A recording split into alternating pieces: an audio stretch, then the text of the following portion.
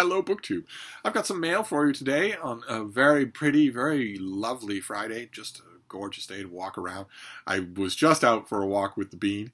We were a little bit delayed because I was doing a live stream on Mark's channel, Book Time with Elvis, about Dr No-vember, our November event about espionage fiction. Tremendously fun talk, and that was just with Mark. I had Mark and Greg and another Bibliophile Reads. We didn't even have a full complement of hosts, and it was already fantastic. Oh my God, the 2 hours went by like nothing. But today happens to be a day where I can't afford 2 hours. I was happy to do it. I would do it again in a heartbeat, but it's causing me to knit one and purl two elsewhere. It's causing me to pull in hems from elsewhere. So only 2 videos. The only reason that I ended it when I did is because the Bean wanted to go for a walk. She wanted to go outside. And my answer when she asked that is always, yes. Just drop everything. And I never tell her, no, you have to wait, or no, it's not time, or anything like that. No, if she wants to go, we go. And we had a wonderful encounter. It was a wonderful walk. It's beautiful outside. A little chilly, but beautiful. And we had a wonderful encounter with new people. A whole bunch of new people have moved in the broader neighborhood on the 1st of November. And we were walking up to 2 people who were just going out for an evening walk. In the chaos of moving, everything in boxes, getting all the utilities set up, I don't doubt you would need a restorative walk on a beautiful sunset hour. And they were walking up the sidewalk, and they both noticed Frida. And she's really cute. She bustles along, so you notice her. She may even be cuter than Lucy, my basset hound. Certainly the neighborhood thinks so. And the 2 of them saw her, and they started smiling, and the woman started talking, saying, "Oh, aren't you cute? Oh." And Frida notices when people do that. She's eager to meet people anyway, but if somebody does that, oh my God, she's going to assault them. And so she did. She was standing up on them and wagging her tail and all of that. And they both stopped, and they were fussing her, and I thought that was just hilarious. And they said, "Who's this?" I said, "This is Frida. Her name is Frida." And they both looked up at me and said, "This is Frida?" I said, "What do you mean?" And they said, apparently people in their new building have said, "Have you met Frida yet?" Now they have. But anyway, we've got a pile of mail here. It's going to have to be the only other video today because I've got lots of other stuff to do. I'll try to make up for it tomorrow. But this first one is a thin package, and it's not a book. I know what it is because it's printed on the front. This is Smoke Signals, Big Canoe News, a full-color, multi-section monthly newspaper in northern Georgia that is full of world-class Atlanta Motorsports Park, offers driving experiences at all levels, big canoe artists, an abstract expressionist, all sorts of fun like that. And you might think, okay, well, I guess if you lived in northern Georgia, then you would probably want Big Canoe News. But why would you be so interested in it otherwise? And those of you who are new to my channel, well, I'll happily show you why I'm interested in it. Because in addition to everything else, Big Canoe News has a book section.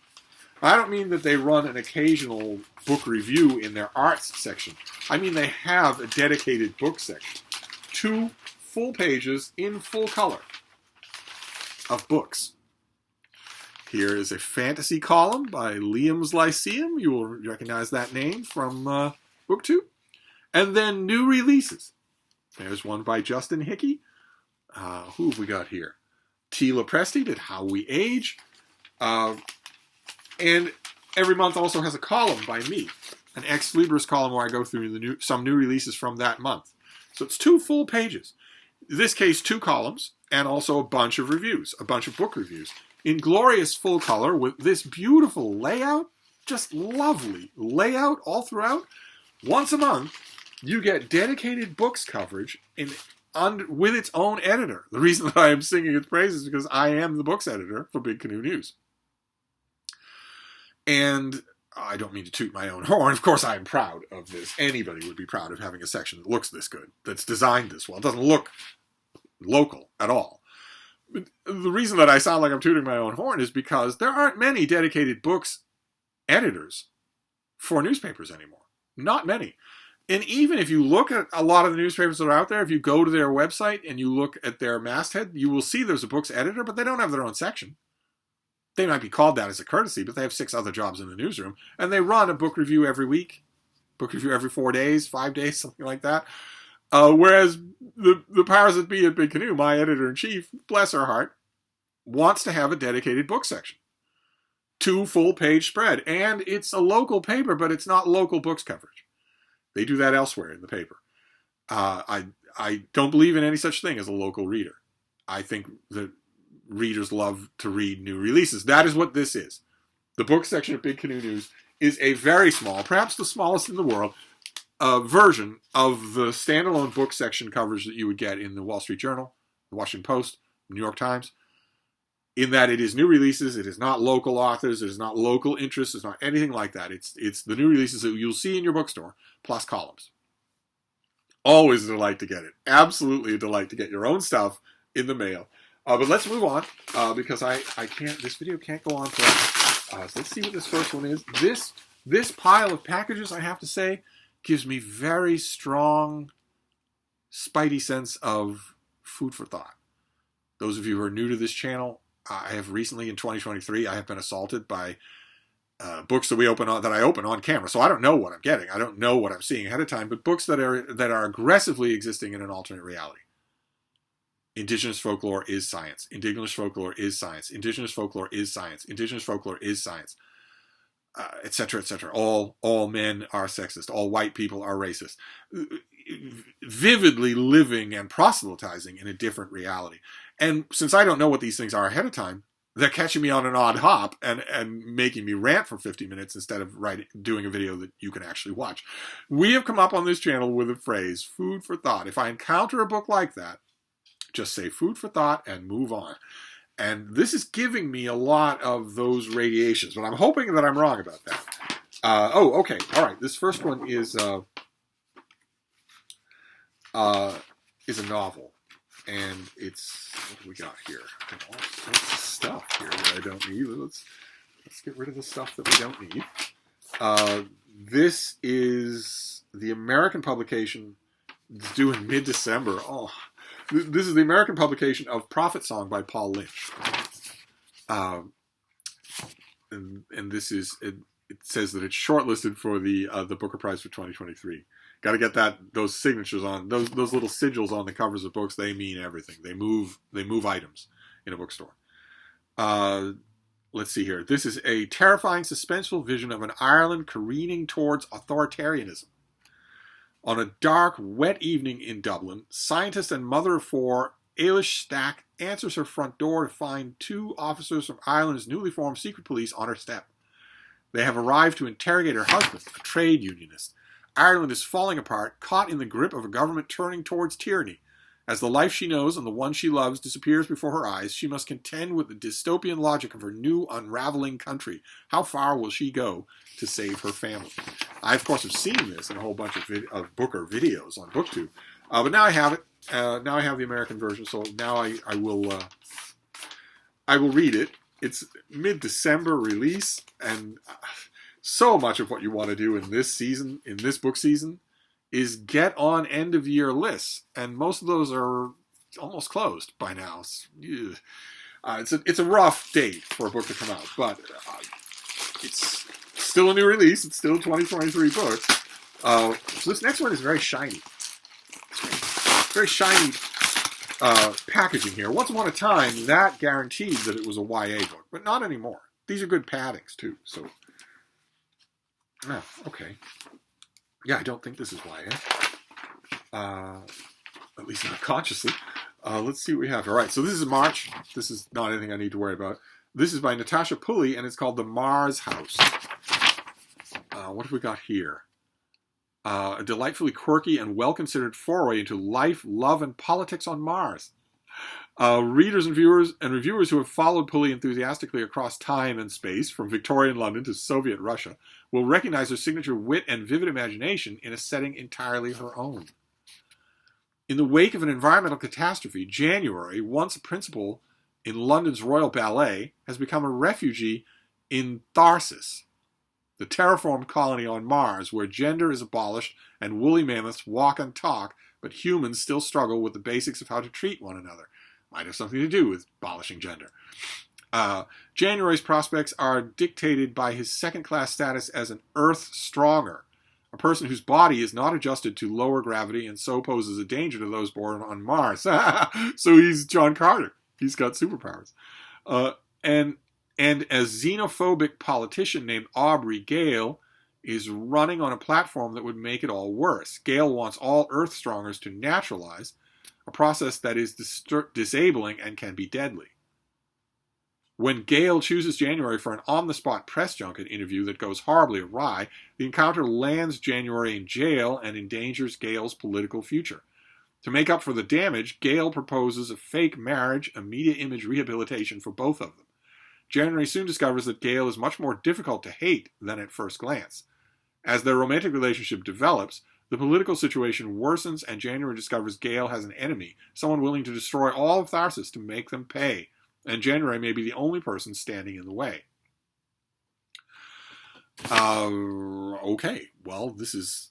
that sounds intriguing. I'm not really able to form thoughts about it because it's not real to me. It's next year. But if I'm still doing this next year, if I come back, if we're still around, if, then I will definitely dig into it. I wouldn't be surprised if a lot of these books are 2024 releases. Let's see what this next one is. Yeah, this is a 2024 release. This is this is YA. This is Anthony Narada, a debut novel. This is Skater Boy. In the spirit of his pop-punk predecessors, Anthony Narada takes classic themes, including the bad boy skater image, unlikely romance, and coming-out stories, and tosses expectations out the window in a nuanced debut that shows there are many ways to be gay and true to yourself. Okay, I'm not sure it tosses all expectations out the window. I'm going to assume, since this is a young author writing a book about a gay character in the YA genre, that one of the expectations I can have of this book is that it's 100% autobiographical. 100%. Maybe I'll be wrong about that. That's definitely the expectation I have. From a debut author to watch, well, aren't they all? Aren't they all debut authors to watch? This book is a heart-wrenching, honest story for anyone who's ever felt trapped between expectations and authenticity. In a world where men are supposed to staunch emotions, since when? Since the 21st century? No, they aren't. They never shut up about their emotions. Gayness must be exuberant. Since when? What kind of straw men are you erecting here? And skater punks will never amount to anything. I can think of 4 millionaires. Skater punks off the top of my head. 17-year-old Wes Mackenzie's journey of self-discovery and acceptance validates the chaotic feelings of adolescence and gives teens permission to decide who they want to be despite every contradiction surrounding them. Teens have way, way too much of that permission right now. That is not groundbreaking. Okay, so what about the plot? Stonebridge High's resident bad boy, Wesley Big Mac Mackenzie, is failing senior year thanks to his unchecked anger, rowdy friends, and a tendency to ditch his homework for skateboarding and a secret photography habit. So when his mom drags him to a production of The Nutcracker, Wes isn't interested at all, until he sees Tristan Monroe, Mr. Nutcracker himself. Oh, that's not his school nickname. Wes knows he shouldn't like Tristan. After all, he's a ballet dancer. No bloody ballet. And Wes is as closeted as they come. But when they start spending time together, Wes can't seem to get Tristan out of his head. Driven by a new sense of purpose, Wes begins to think that, despite every authority figure telling him otherwise, maybe he can change for the better and graduate on time. Oh, that sounds kind of charming. Well, I'm up for it anyway, but it doesn't come out until next year, so I don't need to be thinking about it. I do love debut novels. Absolutely love them. Good for this author, getting a debut like this, a big, colorful thing like this, well-designed, professional thing like this. So let's move on. Let's just keep going, because I really can't make a ton. Oh my. Oh, fantastic. Fantastic. Okay, this comes out next year as well. This might be hard to wait on. This is Reading Genesis by Marilyn Robinson. This is her new book coming out in March. A vital new interpretation of the book of Genesis. Oh my. For generations, academic interpretation of Genesis has centered on the question of its basic coherency when treated as a collection of documents, just as fundamentalist interpretation is centered on the question of its appropriateness as the reading it is literally true. Yes. Yes, the gigantically influential fundamentalist movement in the United States believes that the book of Genesis, a collection of obvious mythology, is literally true. And you might think, well, what are hillbillies in Kentucky going to do anyway? But I'm talking about the person who's second in line to the presidency, who believes that Genesis is literally true. So it's not a theoretical thing and not a small thing anymore.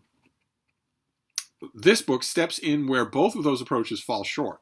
In approaching the text as literature and in grasping its greatness as a work of theology that must reconcile the dark aspects of human experience with the goodness of God and of being itself. Being is capitalized. Okay, I'm not sure what that means and where it differs from God. This book, which includes the Revised Standard Version of Genesis, is a rich consideration of the profound meanings and promise of God's enduring covenant with humanity. Recognizing that in the story so economically told as these, no detail should be dismissed, it glories in the subtle significance of a single word, while tracing the emergence of themes that resonate through the whole Scripture. Perhaps most of all, this book radiates gratitude for creation and God's abiding faith in it, and for God itself, a spectacular burst of light without antecedent, but with a universe of consequences. Okay, well, that is fantastic. I have to hope that the pub sheet goes out of its way to differentiate this book from books that think that Genesis is literally true. I have to hope that means that Marilynne Robinson does not think that Genesis is literally true. Any aspect of it at all. There's no aspect of it at all that's literally true. It's all just obvious mythology. That business of God's covenant with humanity makes me think she's going to draw the line at Noah's Ark, which is the most easily disprovable of the myths in Genesis. Noah's flood did not happen. Nothing even remotely like it happened. That is absolutely demonstrable. To say nothing of the fact that, living organisms did not come about as a result of magic. It's just a silly thing to say. I don't know where Marilynne Robinson is going to come down on that. This comes out in March. I'm tempted to dig into it now, but I probably won't. Also, it would be a little bit of a tell if the two 2024 books that I read ahead of time are both religious. That might be a bit of an obvious tell. So maybe I'll just let it go. But you now know that there's a new Marilynne Robinson coming out early in the new year. Okay, then we have, I think this is another 2024 release. So that's not gonna do much for me. This is by Will Cockerell, and it's called Everest Incorporated. The renegades and rogues who built an industry at the top of the world. So the Everest climbing, the guided tour Everest climbing industry that is so memorably evoked in Into Thin Air by Jon Krakauer. I'm sure that Krakauer will be all over this book. You can't write about this without referencing Into Thin Air. But let me see what we have here. So this comes out, I think I told you, April. This comes out in April. Award-winning adventure journalist Will Cockerell took one look at the infamous Everest traffic jam photo in 2019 and knew the time had come to dispel the narrative of that pixel-perfect misconception by unpacking the mountain's far more thrilling reality. Oh my. So he's going to take square aim at Into Thin Air. In this book, the author presents the untold and definitive history of guiding on the world's most famous peak in all its complicated and exhilarating glory. I didn't get far up on Everest. I can't imagine what it would take to go all the way to the top. I can't imagine that. Built upon original interviews with the most legendary Western and Sherpa guides in the Himalayas, as well as climbing icons like Oscar-winning filmmaker Jimmy Chin, Patagonia founder Yvonne Chouinard, and high-altitude superstar Conrad Anker. Well, now that I think about it, there are people who get to the top of Everest with the help of these guided tour industry. They're in worse shape than I am. Maybe I could add that to a bucket list. Would that be something? This book traces the cultural, technological, financial, and ecological evolution of one of the least likely industries on Earth. In page-turning style, it also delves into the industry's tangled relationships with privilege, opportunity, dream-making, and destruction. Despite sensationalist reporting, less than 5% of Everest hopefuls die in their attempts to reach the summit. In an interview, Will can shake off outdated narratives about Everest and illuminate the incredible characters who are behind the mountain's surprising saga. Oh, can he do that in an interview? Oh, really? That's interesting. Anything else this trained monkey can do? I'll conduct my own interviews. Thank you very much. I think I can come up with plenty to ask this author. Um, okay, so then we get a whole bunch of profiles. This pub sheet's really trying to earn its keep. We get a whole bunch of profiles of different things. Oh, Into Thin Air. Very few are aware that the Everest guiding industry was only 4 years old when John Krakauer's book Into Thin Air made it infamous. Cockerell recontextualizes Krakauer's so-called expose and interviews key players, including Into Thin Air's socialite villain, Sandy Hill Pittman. You'll remember her if you read the book. To uncover some of what Krakauer got wrong. Ironically, Krakauer's intended takedown of the guiding industry attracted new climbers to Everest like never before. Okay, fantastic. All right, so this comes out in April. Any of you, I'm sure that a lot of you have read Into Thin Air. You're definitely going to want to read this, right? You're definitely going to want to do that. So put this on your list. Get your library to think about it. They'll be wanting suggestions. They'll definitely want to know if you're interested. Then we'll do this last book, and then we'll be done. We haven't had any food for thought. I was wrong about that. This last one is pretty heavy, a pretty hefty thing. What have we got here? Oh, fantastic. Okay, wow. All right, great. Well, we do not have a food for thought thing at all here. This is wonderful. This is the new, we've shown you this already. This is the new revised edition of the Letters of JRR Tolkien. Very pretty thing here. Big, hefty thing. A lot of you you Tolkien fans will all read and you'll know well the previous big collection. And this is revised at apparently something like 15% more stuff in it. It's very much not a reprint of that earlier collection. So you Tolkien fans really need this in addition to that. Great. Well, I don't have a sheet for this, but you're going to know what you're getting here anyway. J.R.R. Tolkien, creator of the languages and history of Middle-earth, as recorded in The Hobbits, Lord of the Rings, and Silmarillion, was one of the most prolific letter writers of this century. No, he certainly was not. He isn't even in the top 20. Oh my. Come on now. Over the years, he wrote a mass of letters to his publishers, to members of his family, to friends, to fans, which often reveal the inner workings of his mind and which record the history of composition of his works and reactions to subsequent events. A selection from Tolkien's correspondence, edited by Tolkien's official biographer, who was assisted and advised by Christopher Tolkien, was published in 1981. That's the one that a lot of you will have. I have that somewhere. It presented, in Tolkien's own words, a highly detailed portrait of the man in his many aspects. In this revised and expanded edition, it has been possible to go back to the editor's original typescripts and notes, restoring more than 150 letters that were excised purely to achieve what was then deemed a publishable length, and present the book as originally intended. So you get a lot of new stuff in here. Enthusiasts for his writing will find much that is new, for the letters not only include fresh information about Middle-earth, such as Tolkien's own plot summary of the events of Lord of the Rings, and a vision of publishing his Tales of the Three Ages, but also many insights into the man and his world. In addition, this new selection will entertain anyone who appreciates the art of letter writing, of which Tolkien was a master. Now, that is true. Fantastic. Absolutely fantastic. Well, this turned out to be a fine mail haul. I didn't need to worry at all. So we have the Letters of J.R.R. Tolkien, a substantially enlarged edition of this. If you have that old 1980s volume, this is not the same thing. Then we have Everest Incorporated. Oh my. Those of you definitely want, I'm intrigued as hell to read this thing. I loved Into Thin Air. But curiously enough, even though I love Into Thin Air, I'm up for a takedown of it. Absolutely. Always. In any case, there's not going to be any actual ill will between the two authors. Then we have Reading Genesis, the new book by Marilynne Robinson, the greatest living American writer, on a subject that I know well. I know Genesis better than any book in the Bible other than the Gospel according to St. Luke. Hands down, better than any. I can think of one particular contemporary critic. He reviews only fiction. You can count on me to twist his arm to review this book, because none of you will know this, of course, because he reviews only fiction, but he is unbelievably rapturous when he writes about the Bible, especially the book of Genesis. Oh my. I'm going to get to work. I think it's going to be an easy sell anyway, but I am really tempted to read this thing. And it includes, I don't know if you caught that in the pub sheet, it includes the whole of the text.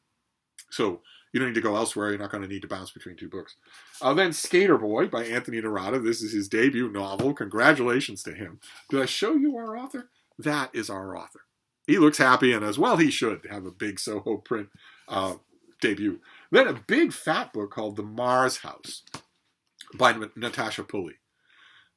Big, sprawling story, but also with it sounds like a lot of science fiction world building too. And Prophet Song by Paul Lynch in the running for the 2023 Booker Prize. Newly Authoritarian Ireland, and also Big Canoe News' book section. Feel free to go and subscribe. I know Big Canoe is not that expensive per year, and you do get a big 2-page spread newspaper book section. That is, here, let me show you the whole of it in its glory here. Or can I do that? Yeah, I can. I'm so proud of my baby that I want to show you the whole thing. This is the whole of the real estate. All new prose, all new releases. Fantastic. Just wonderful. And very rare. One of the last of its kind. Feel free to go and subscribe if you like the cut of that, Jim, if you feel like getting that in the mail. And of course, if you go to Big Canoe News, to Smoke Signals in northern Georgia, and you subscribe for the book section, feel free to tell them that that's why you're doing that. I mean, I love them. I'm on good footings with all my colleagues at Big Canoe. But that never hurts. That never hurts ever, anywhere. I would argue anywhere at all. I would argue that you should get into the habit of doing that all the time. If you go to your local furniture store and somebody gives you really good service, don't just say to your partner on the way home, that was really good service. Write a letter. Don't make a phone call. Write something that's tangible, that can go in their file. You're going to help people do that. You're going to help them that way. I don't particularly need that help for this, but my standing is good with Big Canoe News. But nevertheless, if you're doing that for me, for that book coverage, definitely let them know. It's worth it. It's really good. And also award-winning. But anyway, I have to wrap this up. I'm sorry, I can't just make a day worth of videos. I have to wrap this up. This has been wonderful fun, but I'll be back, I hope, with a barrage of videos tomorrow. So I will wrap this up for now, and I'll see you then. Thank you, BookTube.